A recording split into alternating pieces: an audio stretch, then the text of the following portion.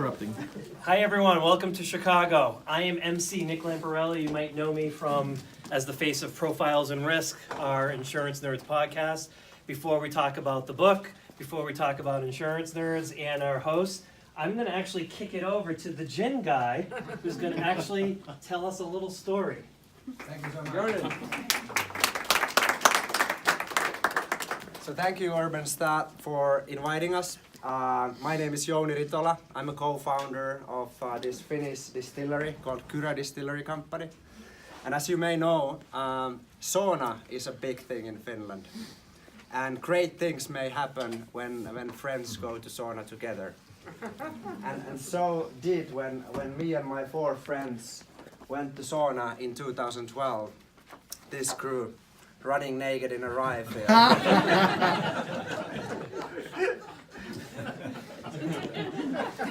So we were sitting in the sauna drinking different whiskies, including Rittenhouse Rye, which you probably all know. And we were thinking, this is good among all the whiskies we had on the table that night. And we came to conclusion that why is nobody making this in Finland or in Europe? Rye whiskey is a pretty unknown thing in Europe. So we were drinking, we were thinking, we were brainstorming, and at the end of the evening we decided to kick off our own rye whiskey distillery. And even the next morning, despite of the massive hangover and headache, the idea still seemed pretty good. Did you find your clothes? Well, at some point you do. And half a year later, we established a company called Rye Ltd, which in Finnish language means let's party. So that was the kind of the whole approach to it, and I thought it was a great thing to do with the friends. I never thought it's gonna be business. I thought it's gonna be really expensive hobby. But only 1 year after we finally get into distilling, and obviously rye whiskey takes time when it's ready, so we went and distilled a great rye, 100% whole grain rye based gin, and one of the bottles was sent to a competition in London called International Wine and Spirits Competition, and this gin, Kyrö Napue, won the world's best gin for a gin and tonic in that competition. Wow. Okay. Which kind of changed everything. It skyrocketed our demand overall in Europe, especially in Finland. We went from hand bottling every bottle to semi-automation, from 0 bottles to 100,000 bottles a year. Oh, wow. Within 1 year. So it's kind of blurry. I don't remember much about it. But it was great. And at the end of that year, all of us 5 founders were employed by the company. And I was the lucky one, 3 years after doing pretty much only European market, I was the lucky one to be sent out here in the United States. And we started from Chicago, Illinois. We have been here now for about 6 months. And it's been a great journey. I hope you like the spirits. I hope you like the gin and tonics and gin and juice. Really happy to be here tonight. If you have any questions, I'm happy to answer. And if you might like it so much, you could actually get your own bottle from Binny's here in Chicago. So, thank you. Thank you. Thank you. See, insurance is fun. We like to drink. So, we are here to launch The End of Insurance as We Know It with Rob Galbraith. So, I represent Insurance Nerds. We're publisher for this particular book. And when we heard that Rob had a kernel of an idea and that he was actually interested in having us do it, it was like, we were ecstatic. I think he was ecstatic as well that we would be able to work together to actually issue that book. And so a little background about Insurance Nerds. I think every single one of you has a little bit inside you that says, oh, I wish I could write. I have something to say. Rob had like a really big story to say, and we were able to get this in a book. But if you have something to say, if you think there's a story that it can be wrapped around insurance in any which way, we hope you consider Insurance Nerds, either the website, the podcast, a book, if you're interested, and have us help you get that story out to the whole world. And so it is a massive amount of pleasure to be able to do that for Rob. He's a peer. He's someone that I would consider like one of the bigger influencers in insurance. And so when as the kernel became the idea and became the beanstalk that started to grow from the ground, it was obvious, like, this book, I wish this book came out 5 years ago. Like, it would have been so immensely impactful to these insurtech startups that were coming in. They don't get the benefit of it, but now a new wave of companies that are coming up and companies that currently exist in the ecosystem now are going to get the benefit of this book. So I'm going to kick it over to Rob, and thank you so much for allowing Insurance Nerds to publish this book for you. Yeah, thank you, man. Appreciate it. So, first of all, thank you all so much for being here tonight. It's truly an honor and a privilege to have you guys join us at this event. It's a little surreal. So many of you know that I worked at USA for almost 20 years, and my last day was on Friday. So we kind of go from director of underwriting to unemployed underwriter and published author. So that's, and I'm actually the opening keynote for the NAMIT Commercial Line Seminar tomorrow, which is why we're having this kind of event tonight, and the timing kind of worked out. So it's wonderful to be with you in Chicago. I do live in Texas. I'm originally from Michigan, but my blood has thinned out. So, the February, I was like, what's the temperature again? But yeah, it's actually wonderful. I heard I came in on the right day because yesterday I heard it was pretty miserable with all the wind that was happening. So just a few words about the book. So yeah, I think what's amazing to me, and it kind of validates the book, is just how this book happened and how people have responded to it, and it really talks about the world that we live in and how disruptive it really is. And I that term gets thrown out a lot, but so I've been involved with the CPC Society, the Chartered Property Casualty Underwriters, for many years. I got my designation in 2003. John Caduce is a fellow CPC. Many of you may have heard of it or seen those initials after names. Kind of wondered. So that's kind of the calling card, right, for traditional underwriting. And so I've been active at the local and national level with that. And so in 2011, I met a new designee named Tony Cañas, who came in with his partner Carly Burnham, who unfortunately could not be here tonight, but she's the third member of the Insurance Nerds Triumvirate. And I had a hard time like coming in and trying to get to know everybody and know the industry and fitting in, and so I kind of was able to do that, but it was hard. And these guys, these millennials that come in, I'm an Xer, right, like Nick. These millennials come in and they're like, we don't understand any of that. We're just going to start our own thing. We're going to start this thing called Insurance Nerds. Hey, Rob, let me interrupt you for just a second since you mentioned me. You recently told me the story of what you thought when you first met me.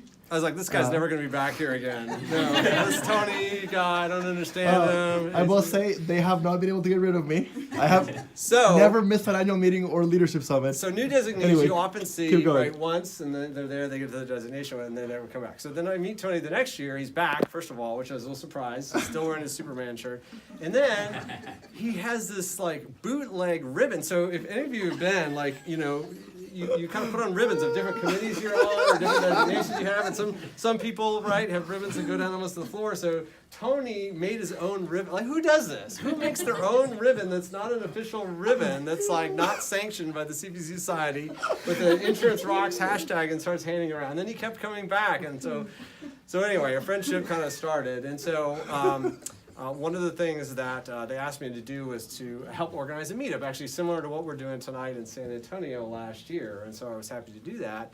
And at that time, Tony and Carly had already published Insuring Tomorrow, which is a tremendous book on millennials in the insurance space, and just amazed that these guys with their ribbons, are published a book that was really successful and really well thought. They had asked me to kind of review an advanced copy and give a review, and I thought it was really, really well done. And again, as an underwriter, I would have told them if it wasn't very good. They would have got the straight feedback. So then they tell me at the meetup that they're going to publish this book, When Words Collide, by Bill Wilson. Well, I've known Bill for a really long time, ever since I've been involved with CBCU, 40 years working with independent agents, just an icon really in our industry, and to have him be able to kind of pick different people to publish his book, and he picks these yahoos from insurance nerds to publish his book.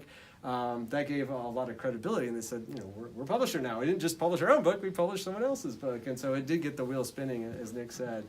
Some people have asked me about the process of writing a book. I, like you, probably read all these headlines and articles each and every day about InsurTech and disruption and what's going on, right? And I just needed to make sense of it for myself. So this project was a very personal project for me. It was really me trying to figure it out. And so I hope that as you read the book, you're kind of, I'm able to bring you along with my thought process. I certainly don't have all the answers, but hopefully it's kind of brought together, because it's so hard to synthesize. It's so hard to make sense of it. In our today's world and culture, we're so, everything is so busy and hectic, and we're kind of moving around. And so honestly, the first part was just a brain dump. I even called the file brain dump. When I wrote it down, it was like everything that's out of my head onto a piece of paper. And then I tried to move it into an outline. The outline was actually 60 pages long, if you can believe it, a very detailed outline of just to organize that brain dump. And then really at that point, it was almost paint by numbers, which just kind of fill in, each of the sections. So I didn't really get writer's block. I didn't have any problems with the page. I mean, it just came kind of flowing out. And so just so thankful for the Insurance Nerds guys just supporting me to actually publish it into a book. So again, I didn't know a book publisher, right? So I'd never thought about writing a book. That wasn't necessarily on my bucket list even a year or two ago. But then I meet these guys, or know these friends. They say they're publishing books. So then I go ahead and send the proposal. They agree to publish it. So now that the book's out, I've already gotten requests from Nigeria. 2 different people in Nigeria want the book. Do they want money too? No one wanted. No, my wife asked which one of them was a prince, and I said neither of them. These are actually. We'll people buy your in book insurance. if you send us I know. $5,000. I realized I had sent advanced copies and got some great feedback from friends, and I didn't even think until after the fact that these are 2 people with a startup called FloodMap in Australia, in Brisbane, Australia, that those were some of the first people to review my book. Now I got some guy in Brazil that's pinging me in Portuguese, and I don't know Portuguese, but I just copy-pasted in Google Translate, and then I write back, and I paste it back, and we're having a conversation in Portuguese, which I don't speak at all. And so, again, just a microcosm, right, of the type of world that we live in today. And I'll end with this. I have just accepted a position on Friday with AF Group. They do workers' comp fund, or accident fund is kind of what AF stands for. They're based in Lansing, Michigan. I'm going to work for Abel Travis, who many of you know does the Insurance Innovators Unscripted podcast. I'm going to start in April, but when I went to go interview, Abel made a great analogy. He said, when I came to this company in 2018 and walked around, he said, I could have gotten to my DeLorean and gone back 20 years in 1998 and walked around, and it would have looked exactly the same. And so I would ask each and every one of you in the room tonight to think about, if we got in our DeLorean today and we go forward in 20 years, do you think it's going to look the same or not? And I would contend absolutely not. So that's why we're here. We're really on this cusp of change, and so I hope that you find the book meaningful and valuable to help you along this journey. And if you like the book, please tell others. So happy to sell them. So I do want to acknowledge we have some wonderful sponsors here tonight. So first, Anil Selick, who is a great friend from the founder of Urbanstat, who is our host tonight, who helped me organize everything. I didn't know anything about a book launch party before. Neither did his publishers. Anil, just a couple words maybe about yourself and Urbanstat. Sure, absolutely. So I'm originally from Turkey. We started a company 4 years ago back in Turkey. And 2 years ago, we decided to expand to the US market with the idea of bringing insurance companies to the 21st century. But after reading around 25% of the book, I feel like it may take us until 22nd century.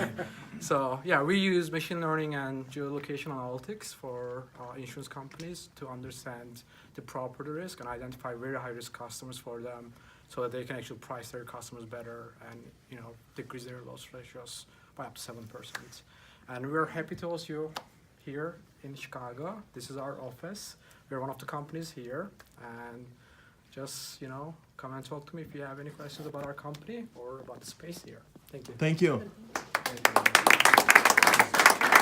right, so next up, Josiah Clark from Arturo, who's still in stealth mode officially. Stealth-ish. I know the Stealth-ish stealth-ish mode. mode. Yeah, Yeah. yeah. So again, kind of random call. Hey, do you know this VC here? No, I don't. Oh, you should talk to him. Okay, so I give him a call.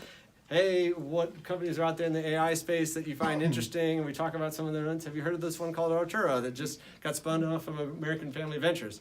No, I haven't. Set up a call with JC. JC comes down, visits us in San Antonio, brings his brother Josiah. They tell us about the company, and next thing you know, right, the connections made and going, and then they came back my second to last day there. So I'm kind of, you're like the parent with their kids about to go off to college. Okay, is everyone good here? You got everything, and so anyway, so thank you very much, Josiah, for coming tonight, and maybe you can share just a few words about Arturo. Absolutely. Thank you, Rob. So as Rob mentioned, about 3 years ago, American Family was kind of seeing this shift in the insurance industry. We had all sorts of new methods of collecting information about commercial properties and residential properties. And I think they all kind of saw, a lot of people within the company, and specifically Marty, I think you worked with Marty, right? For a while. He's a data scientist. They're kind of a visionary, and he's like, hey, there's all this new stuff we can do to fill in the gaps to create a more accurate picture of the risk that's involved with some of these assets. So they started working on this idea to use deep learning and I guess what people call artificial intelligence, but this new math basically to leverage these new data sources that are now commercially available to really just create a more accurate picture for insurance companies about the risk associated with the property. So that went on for about like 2 years, and then the decision was made, hey, to do this right, to kind of take this to a global scale or a national scale at least, you got to spin it out, get funding, gain access to the data, and build a good team around it. And then instead of recreating the wheel at each insurance company, sell that out to the rest of the community as a whole. So Arturo was spun out.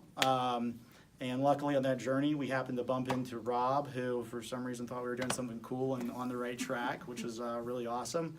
But yeah, so we're just kind of trucking along, trying to, like I mentioned, improve, really create a more accurate picture of properties for insurance companies so that they don't have to reinvent the wheel themselves. And we're really happy to support Rob in this new journey. And yeah, just wish you all the best and can't thank you enough, man. So Thank you. Thank you very much. Okay, last but not least of our sponsors, I had Pat West come up here. So come on, Pat. You cannot pretend to be camera shy because you're all over the internet. So on the keyboard. So if any of you follow any insurance, social media on any channel at all, you've probably come across Pat the Shopper West out there, and the insurance yogi, right? So Pat was so kind enough. We met at the Insurance Nerds Day actually last October, so we kind of knew of each other and kind of followed, and then we had the opportunity to run into each other there. So as soon as I knew I was going to come out to Chicago and have this event, Pat was one of the very first people I thought about to let him know that we were going to be doing this event, and he said, "Hey man, I'm happy to kick in on sponsorship." So Pat, tell us about yourself and HedgeQuote. Yeah, so I gave myself Pat the Shopper nickname. I gave that to me. I wasn't Oh, lucky okay. enough to Yeah. have somebody give me a name, so I honestly gave it to myself. But I'm extremely focused on the distribution side of the insurance industry. I've been in the industry for 16 years now, and I spent a lot of time, like Rob mentioned, on the internet and just communicating with clients, with insurance purchasing, whether it's a corporate person or whether it's just a personal lines purchase. I've constantly interacted with people at all different levels of the insurance distribution side of things. And about 2 years ago, I left an insurance brokerage, and my wife and I, Whitney, we shopped our insurance. As crazy as that might sound, for the first time, where it wasn't, I'm going to buy from who I work for. And it was terrible. It was just terrible. I asked a lot of professionals questions, what about this risk? What I'm looking for this, where should I go? And it was, you need to find a broker and you need to get on Yelp. And to keep it short, I completely disagree with that. I think that preference-based shopping is critical now, more than ever because of the complexity of the industry. And so really what HedgeQuote was designed to do is to understand the shopper from everything from what they need, home and auto, to how do you like to shop? Do you like to go on Slack? I personally, if somebody calls my phone, I get worried. So that for me was a preference where I like to use Slack and I like to use email. So HedgeQuote is certainly a startup. It's me, and really why I wanted to be here tonight wasn't to talk about me. I believe in innovation. I just don't know very many people like Rob, and I told my wife, he wrote me a recommendation on LinkedIn about 4 months ago. It meant more to me than anything. It really did. Professionally, I feel like I've worked really hard for 16 years in the industry, and I've never had somebody compliment me in the way that you did. And that was what I wanted to be here tonight. Not the innovation in the industry, but to support you, Rob, because you're extremely important to this industry. And I want to support anybody and everybody that has that innovative mind, that wants to do this for the right reasons. So I'm just really glad to be here tonight. And it's about you. Being here tonight was being here with you, man. So Thank you. Okay, so again, let's do a round of applause for all the sponsors tonight. Thank you. Okay, so enough talking. This is the part of the Oprah Winfrey Show that you enjoy most, where we're going to give away some prizes. You get a car. You get a car. Yeah, there's nothing under your seats, and not everybody's going to walk away with anything. But we do have a couple of prizes that we wanted to give away for you being here. So in true innovative fashion, you didn't get a raffle ticket. There's no number in a hat. Nick has actually got the random number function on the Google Forms spreadsheet when you all fill out the form. Yeah, and capture my the back AI. end, right? We figured this out 20 minutes ago. So the first, I'm going to grab a couple of prizes, and the first prize is actually a coffee set that Pat brought. So I'm going to, Pat, you want to tell them about the coffee set?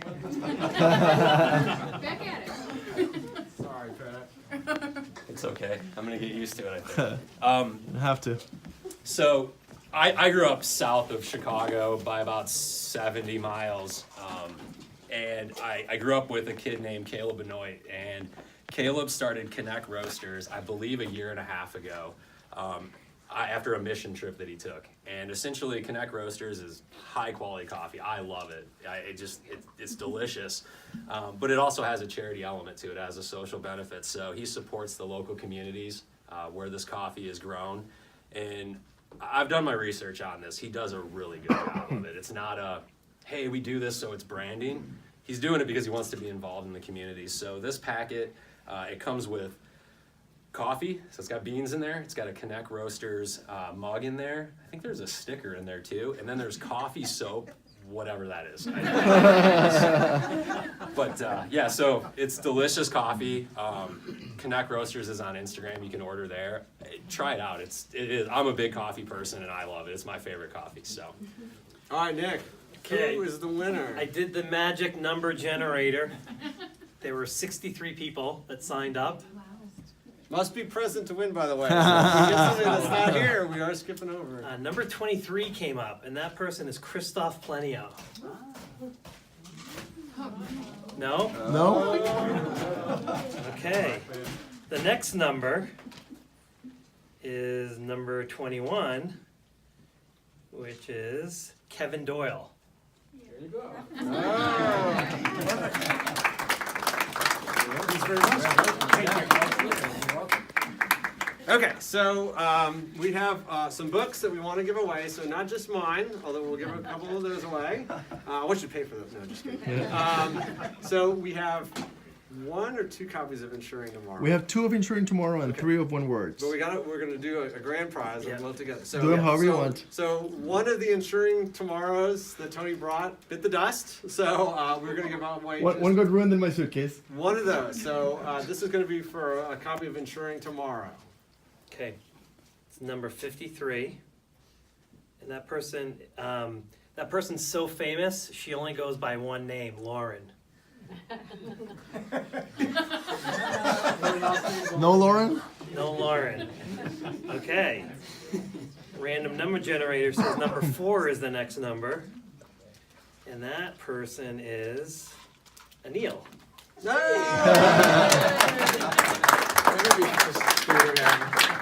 Let me get to your book. Do you have too many copies already? I can't blame you. No, I haven't. But Did Anil supply the AI algorithm? Right? Yeah, yeah. He's like, I changed my mind. I feel guilty. Yeah, exactly.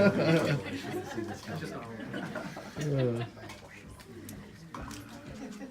All right, Adele, this is not going to be on eBay later tonight, okay? We're doing it again. I don't wanna.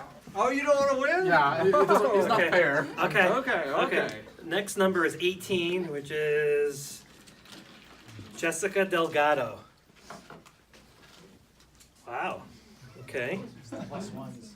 Uh, Mine is not here either. number 9, Tony Cañas. No.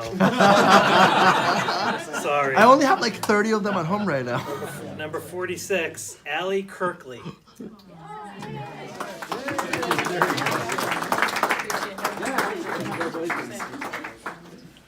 Okay, so we're going to give away 2 copies of When Words Collide. This is the book from Bill Wilson. Okay. Number 61, Madhu Thachapili. Hey, Madhu. Congratulations. Very good.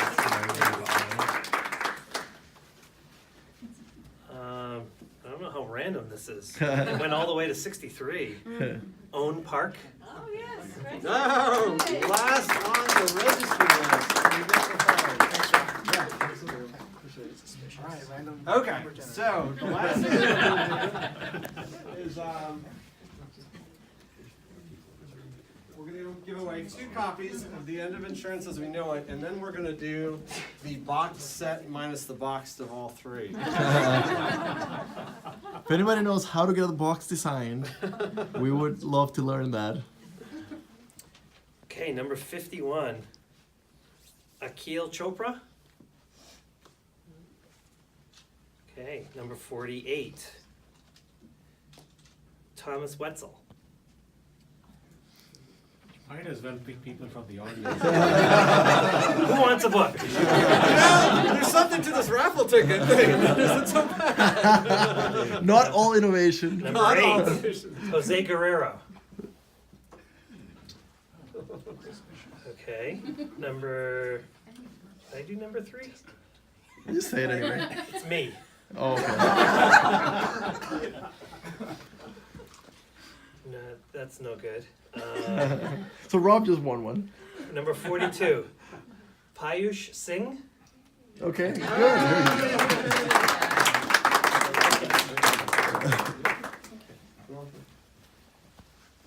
All right, another copy of The End of Insurance as We Know It. Sorry, I have to do another formula. Those are so hot off the press that I hadn't actually seen a physical copy until today. Okay. Number 33, Joyce Coffey. No? Number 44, Joseph C. How do you spell the first name?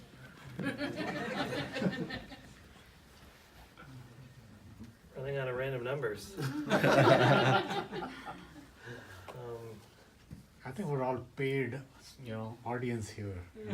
We were talking about this earlier, podcast. Minimum viable product. Exactly. Not just the minimum. Not the minimum. The viable.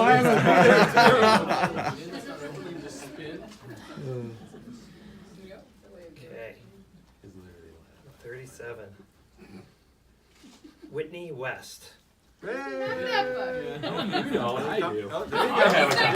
Oh, copy. Yeah. Okay, this is for the grand prize. Imagine the box with the beautiful red bindings kind of on there. So, all 3. Show them to you. Oh, here we go. The imaginary box set of all 3 Insurance Nerds books. The grand prize. Number 47, Ashley Gallegos. Oh, it's me. That's awesome. Thank you. Yeah, awesome. So, thank you guys so much for coming out tonight. Feel free to stick around. I will be over there autographing books for those of you that have not got a chance to purchase or get an autographed copy of your book yet. Enjoy the rest of the evening. I think we're done, right? Otherwise, I mean, everyone can hang out, but Yeah. the formal Please have some festivities food. are